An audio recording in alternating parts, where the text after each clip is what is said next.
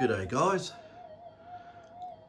This one detector I've just finished off, put a lot of new stuff into it, but it's had some new components come in. I've been waiting for, very hard to get because they've only just been released in the last part of last year, and yeah, very excited, and I can give you a bit of a rundown on how this particular GPX 5000 has turned out. I've just got this the camera pointing up at the moment on my Eureka Stockade flag. So anyone wants to read up about Eureka Stockade, you'll know the history of that flag.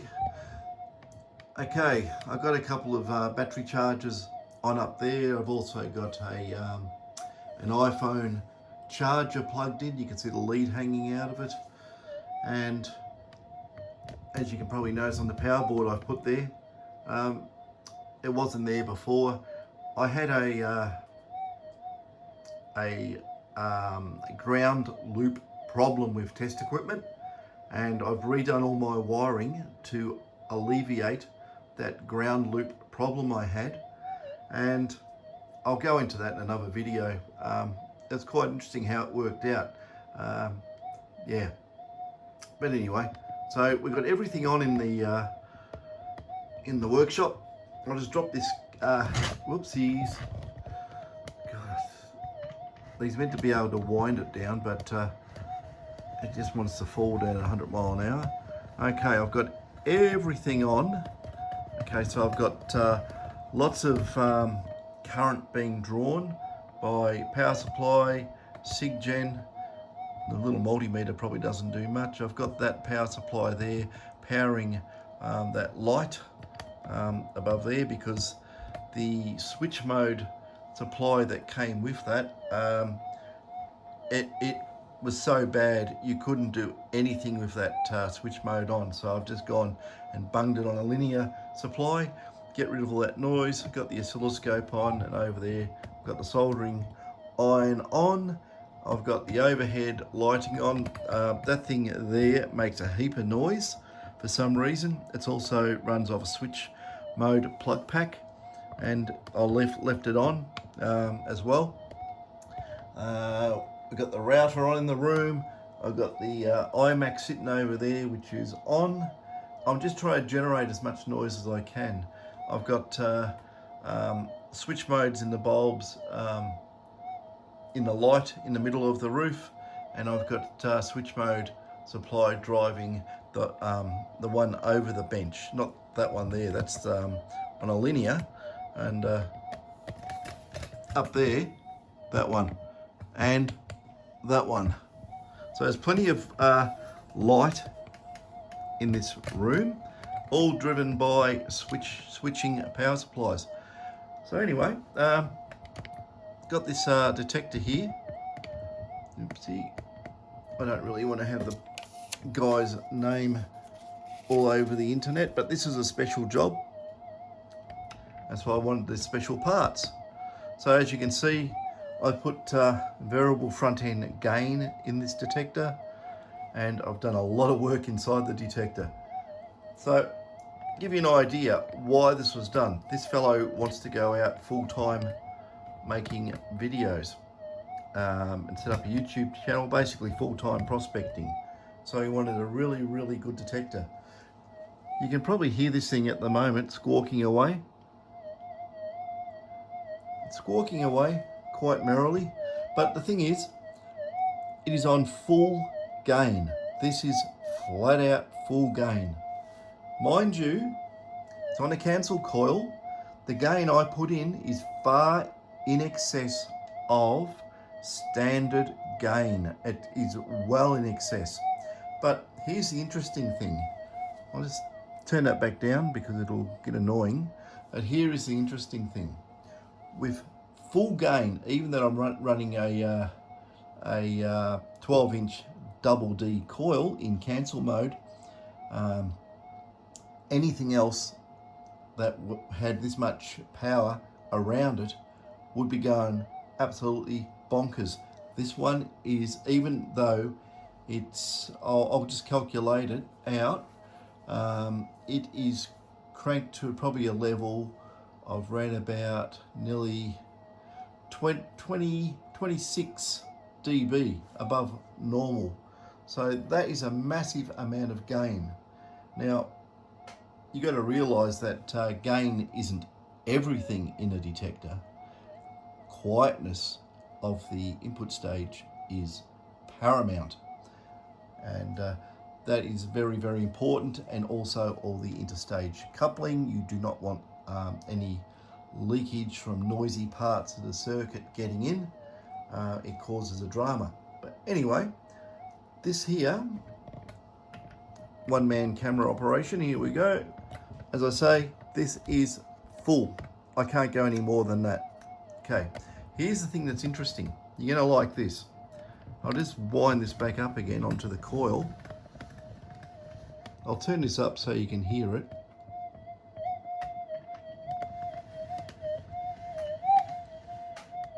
Now, this detector is in normal timings, normal mode, right?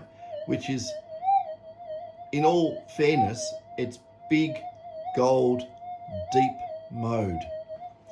But can we use it like fine gold or enhance on one of these detectors? Can we use standard normal timings, right, to efficiently pick up little 0.05 gram specks and at the same time get all the big deep stuff as well in normal timings? You notice this detector's just got more noisy for some reason. Something started up somewhere. But anyway, this is just a proof of concept, so you can actually see it. So there you go, 0.05 standard, my old standard stick. It's got the 0.1 of a gram on the other end. So that's all it is. That little thing stuck in the hot melt glue there. You know, it's got very noisy, so I don't know why that is. Someone's probably put a TV on, another computer, neighbours have done something, sun's come out and started operating all the solar panels around us, and all the inverters are fired up. It's overcast, but it's getting a bit brighter. Anyway, we'll get this.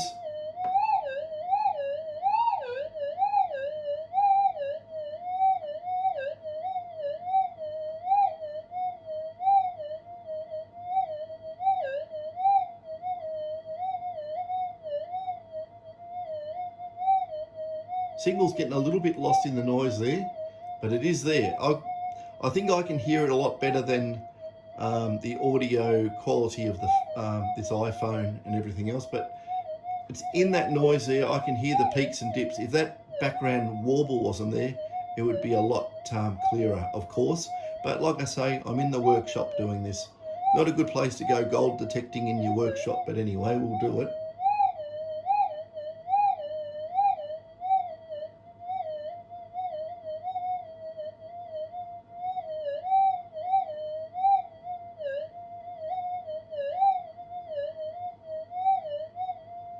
I could probably get over the mounting lugs there.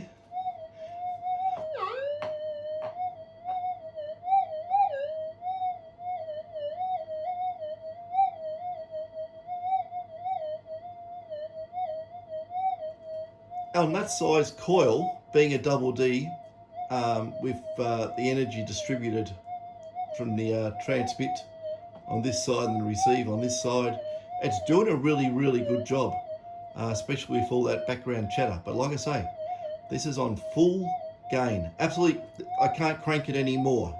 It's impossible. So if we get on to the 0.1, you know,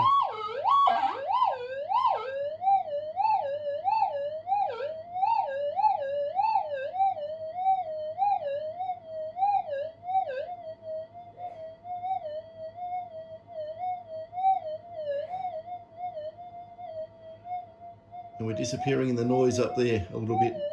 Still hear it though. And like using a mono, the signal will be so much more intense. And without this background noise upsetting everything, the signal will be a lot more intense than what it is. But even though we've got this full in normal mode, this is the interesting thing.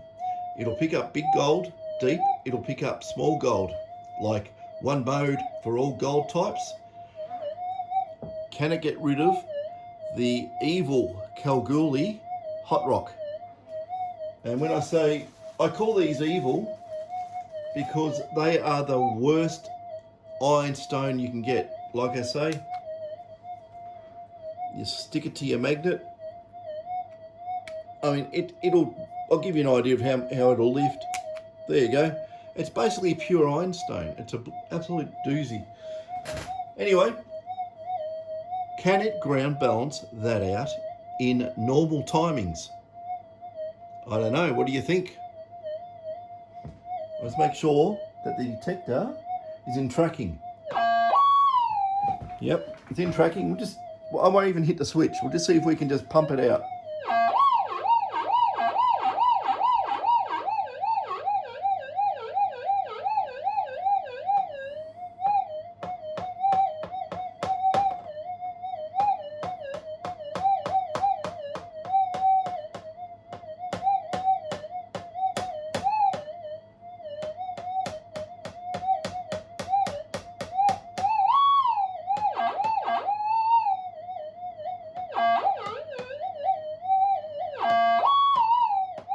Changing the orientation of the hot rock will definitely change the characteristics of the ground subtraction. But anyway,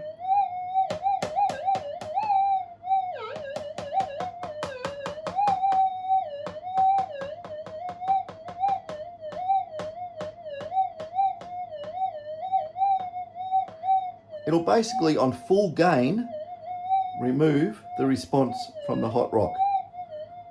Okay? So that's never been done before. Not on the amount of gain I'm running on this detector. That is, I always thought that would be an impossibility. No, done.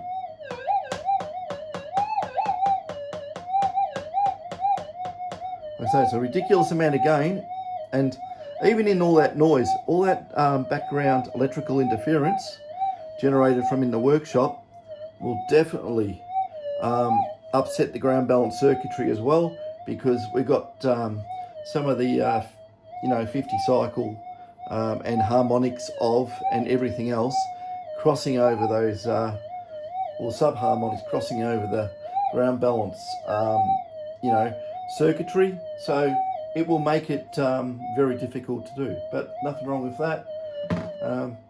It's quite good. Just to have a listen to how much noise. I'm going to put this into I'll just put this into mono mode, right?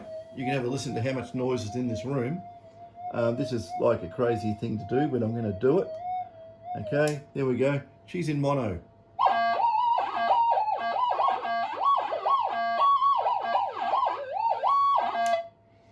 So that just proves how much noise is in this workshop at the moment. And even so, on that much gain, it's doing very well. Thing is, we can always turn the gain down. I'll just turn the amplifier down, because I'm going to go all the way to the bottom.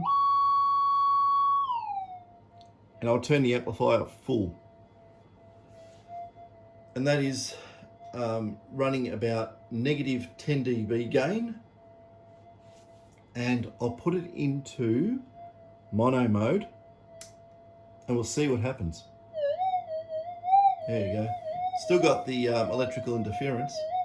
It's still there as such, but out in the field that would just be absolutely whisper quiet. You just hear the threshold, nothing else. But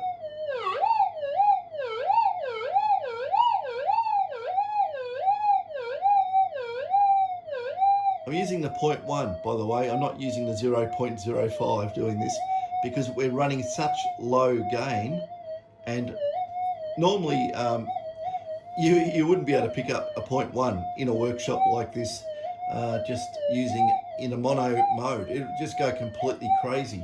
But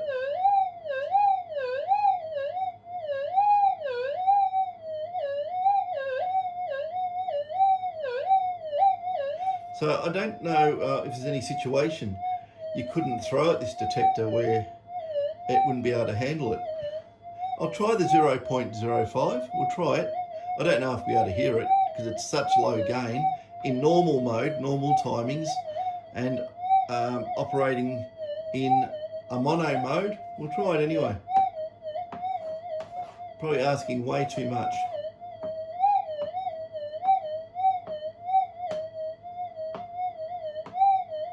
It sniffs it, but it's too much electrical interference. We'll put it into cancel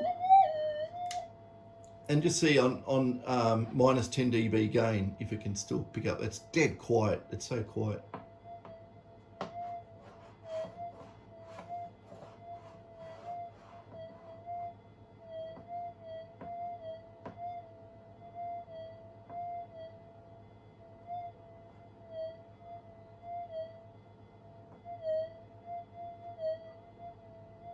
There you go. Very, very low gain, and it picks up that at the bottom. You wouldn't go detecting in that sort of gain unless you're right next to, I don't know what you'd be next to. Maybe a electric vehicle battery charging station or something that puts out a lot of spurious emissions, or next to a power station or something. But yeah, it can pick it up.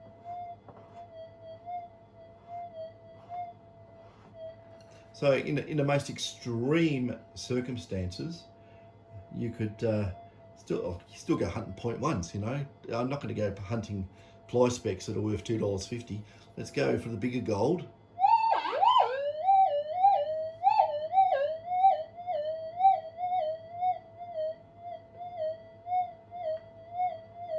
And that's minus 10 dB of gain. Still getting it on a 0.1.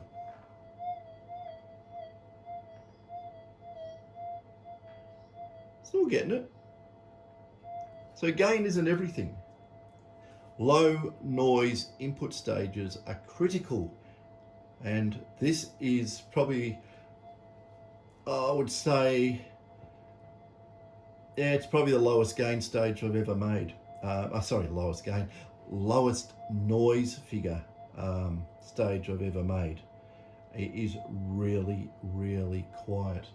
So if we go we'll go into double D mode just for fun, and you can hear the noise come through.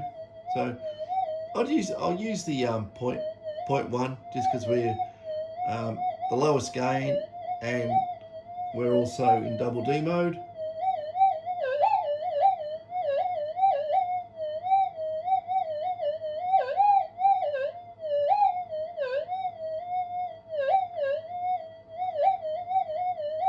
There's too much electrical interference for that, I think, in normal timings. But, you know, we can go into, I'll put it back into cancel mode just so we don't have to have it, the whole thing pumped up on low gain, trying to pick that up. But we'll keep it on low gain. And what I'll do now, let's try in enhance. So I've flicked it into enhance on the lowest gain setting, mind you, in 0.05. Tiny speck. Shouldn't even pick it up. In all reality, shouldn't get it, but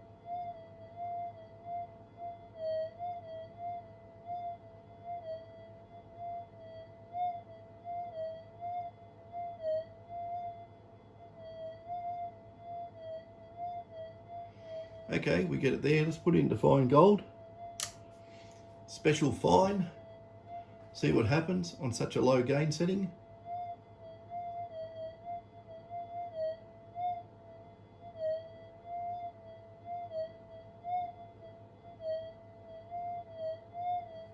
And just for the fun of it, we'll put it back into normal timings. So we're back in normal timings.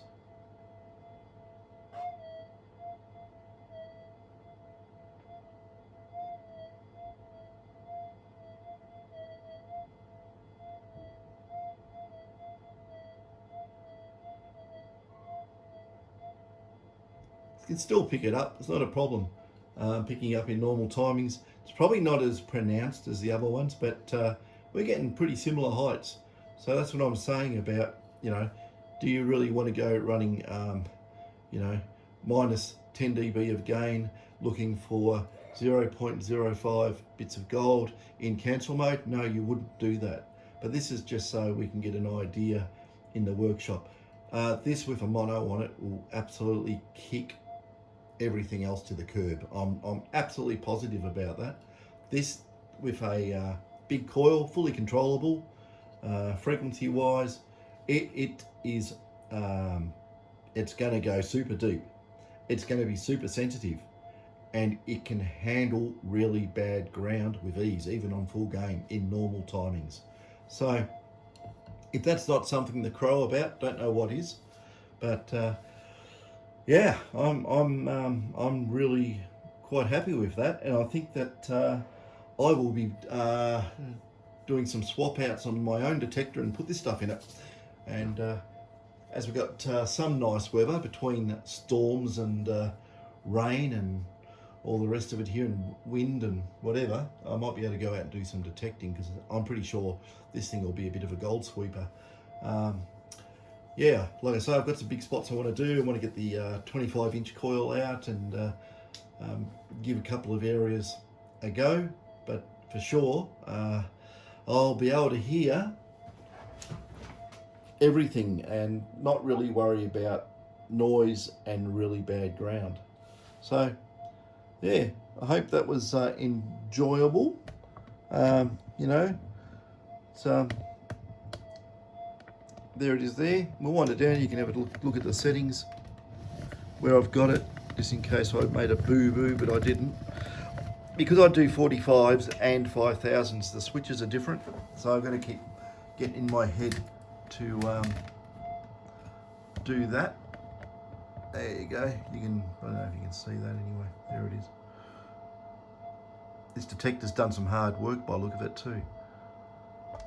But that's an absolute doozy. And guys, I might as well put you onto this, because this is really good. Alkaline batteries are really expensive these days for anything that's, battery powered. Sometimes, having things that run on standard batteries is good when you're out in the field, if you've got spare batteries. And sometimes if you've got rechargeable batteries and you forget to recharge it, it's a real problem. It is a real problem, because it'll take away a day or half a day, depending on how fast you can charge things. But these batteries here, these are really, really cheap. You get these from these $2 type shops around the place, and I got these from Big W, and Polaroid. I think they're for obviously for cameras, but you buy them in packs and they're not very expensive, just a few bucks. And these things, yeah, they just last and last. I left this on last night, but it was left on over night, and I just measured the cell voltage, and it's sitting over just over 1.5 volts per cell anyway. It hasn't even taken anything out of those batteries. And like I say, I've got this flat out. That's how quiet this detector is. That is full. If I'll give you an idea, like if I get something like a nice piece of metal, something like, I don't know, found that on the bench,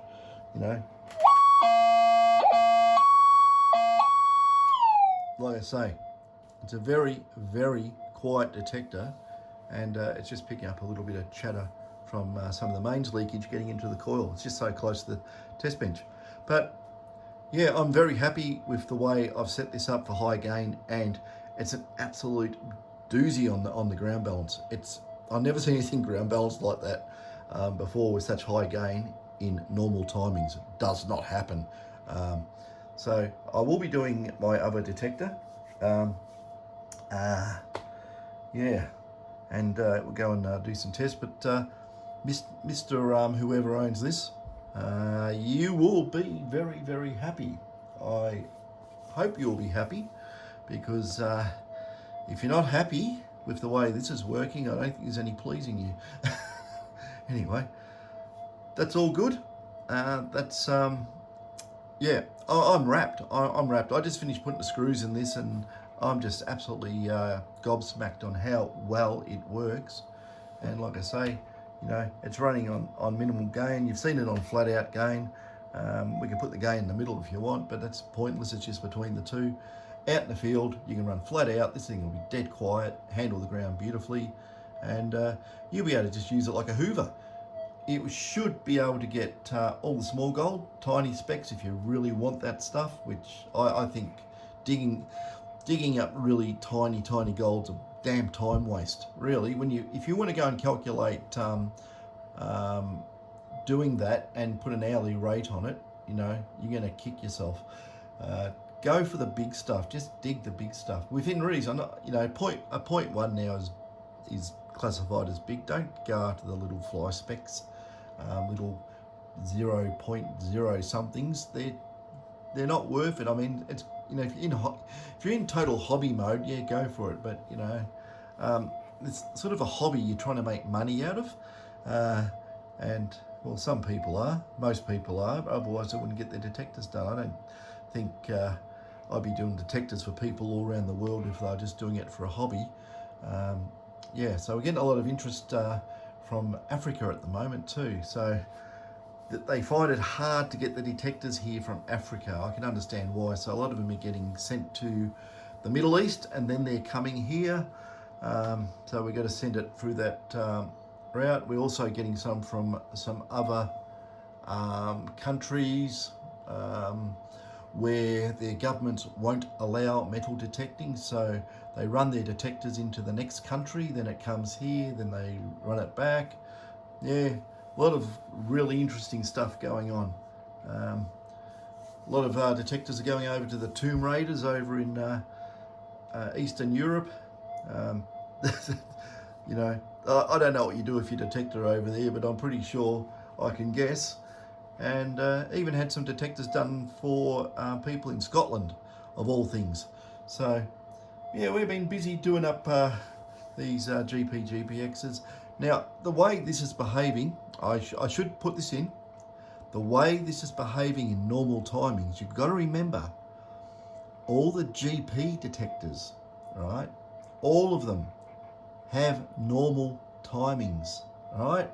So what this GPX 5000 does, you can have the GP do if I put the same amount of work into a GP detector. So you can pick one of those up really cheap and with a bit of work done on it, it will probably beat anything out there on depth. And the other beauty of it all is you can run any damn coil, cheap coils, anywhere. You can use any manufacturer's coils. You can use the nugget finders, the coil techs, D-techs, whoever makes coils with no special chips or anything, and it's cheaper. You want a big coil for one of the new ones, what, $1,000 or something for a coil? You can go and buy 10 coils for that, probably. Or maybe 5 or 6, I don't know, it depends who's selling them, of course. Second hand, I've seen the coils going very, very cheap. So if you see the coils around the traps, it might be worthwhile investing. If they're cheap, just pick them up and keep them for a rainy day. Because I tell you what, there's probably going to be people out there who's going to get their hands on the old GPs, and well, I do it anyway, of course, but not everyone knows. This is sort of like really so niche. You look at the videos I do on this stuff, right, and there's not hundreds of thousands of people watching the videos because it's such a niche little sliver of a market. If I was doing something broad and fixing up general electronics and boring the hell out of everybody, but people just watch it, so then you get hundreds of thousands of hits. But yeah, I'm trying to stick towards the metal detectors because that's what people are interested. Well, the people who subscribe to the channel are interested in that stuff, and I don't really want to go, like I used to go and make videos of all sorts of detecting out in the bush, but every time Dick and Harry does that, and what are you watching? You're just watching people waving a stick, and hoping for it to go beep. I think that's absolutely boring as bat. Something. And Yeah, it's. I don't want to inflict that on people. I really don't. I'll go out and do testing, of course, in the bush and show the test results, but I'm not going to go and put a GoPro on my head and just aimlessly wander through the goldfields. Yeah, it just doesn't gel with me. But this sort of stuff. Yeah, it's nichey. There's only it just seems like there's only a few hundred people in the world that are interested in the technology side of metal detecting. Most people seem to be oblivious, just want to get it and use it and not understand anything else about it. But when you have a really good grounding in the knowledge on how these works, you'll be able to get around particular situations that pop up where other people are scratching their head. So you get to know your detector very well, you know its capabilities, if you have problems, you know how to fix it, so there's a lot of fix-it ones I do, just a handful of components when you go on holidays and, screwdriver, soldering iron, battery-powered soldering iron for the Americans. You can fix your own detectors. There's plenty of videos I've done. I've done 280 videos, and a lot of them are on repair work on the detectors. All sorts of detectors. I had a look. I've been running this channel for 16 years, and it goes back to when my hair was a different colour. So it's sort of in that regard, it's a little bit interesting. Starting off on SD 2000s or whatever. Actually, I've been doing it for longer than that. I think my first detector was a Bounty Hunter 840 or something, which that had a sad demise. That detector, by the way. There's a story that goes about that. It was found hanging in a tree in Denali with some bullet holes through it. But anyway, a long time ago. Yeah, fun and games. Anyway, those batteries there, the Polaroid ones, cheap as, and seem to hold up really, really well. They're probably about 1/5 of the price of any other battery out there. So I hope that's gone over quite a lot of stuff, and I'm just waffling at the moment. So anyway, catches. I'll do my own detector. I'll probably do a vid on that as well, maybe as I go through it, and we'll just do a before and after on the old to newer upgrades. And just if you have a look over here, just because everyone's tuned off now, but if you look over there, there's a whole heap of parts that's rolled up, which are sitting there. There's also a whole heap of parts sitting down there in that box of capacitors, which I haven't gone through yet. And over there is a box that's come in from Mouser with full of goodies. And it's all good. I've got lots of new parts, can do a lot more experiments, a lot more testing, a lot more improvements, and that's that. And people keep sending messages saying, "Oh, do you have a website?" Yes, Detector Mods, Detector Mods, MODS, one word.com. That's our website. I might actually in my videos I'll print something out of detectormods.com, and I'll have it in the background because a lot of people they look at the channel, they don't know how to get hold of us. So yes, I've even had people, "Oh, do you still modify detectors?" On a video I'm modifying detectors on. Yes, I do this for professional prospectors. I do this for the general public. I do it for friends. I do this for everybody. I even do it for myself.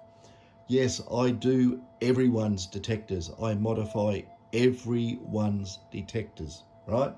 Mainly Minelab. I can do others. I don't like doing it because every so often I get really oddball detectors come in I've never seen before, and that's like learning a different language. I'm going to spend so much time, and the return on outlay of time is just not worth it.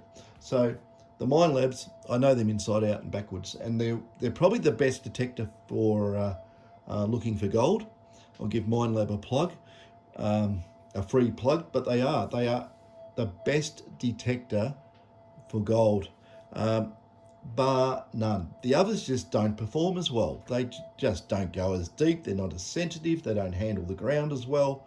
I've used a lot of detectors, and I don't use the other brands. Okay, I just don't use them at all, because they don't perform. They work sort of, but you know, I'm not going to go into it because it'll be dragged out. But you know, you got to remember, I've been doing this since I was 19, right? 19 years old when I first went out looking for gold, prospecting with metal detectors, and I just got too many stories. And if you get me going, you're going to hear all these stories. I can tell you some damn doozies. Maybe I should have a story night or something, but some of them are absolute classics. Um, yeah, anyway, I'm not going to go into it because, just thinking about them, they're very interesting. They're quite funny, some of them. Anyway, that's that. I'm clicking the button. Catches.